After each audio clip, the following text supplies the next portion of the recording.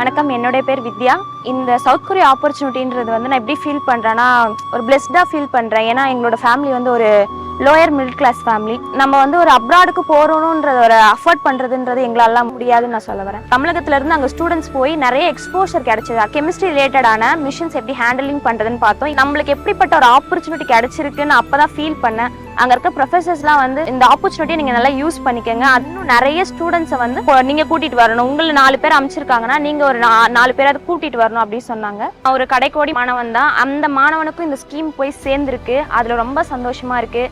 இப்போ sir deputy CM சாரை meet பண்ணோம். நான் சொன்னேன், அவர் எங்களுக்குலாம் நீங்கள் ஒரு இன்ஸ்பிரேஷன் சார் அப்படின்னு சொன்னேன். அவர் சொன்னார், நீங்கள் இனிமேல் வரப்போகிற யூத்ஸ்க்கு நீங்கள் போயிட்டு வந்திருக்கீங்க, நீங்கள் ஒரு இன்ஸ்பிரேஷனாக இருக்கணும்னு எங்களுக்கு சொன்னார். இந்த ஆப்பர்ச்சுனிட்டி எனக்கு கொடுத்த தமிழ்நாடு கவர்மெண்ட், ஸ்டாலின் ஐயா அவர்களுக்கும், டெப்யூட்டி சிஎம் உதயநிதி சாருக்கும் என்னுடைய நன்றிகளை சொல்லிக்கிறேன்.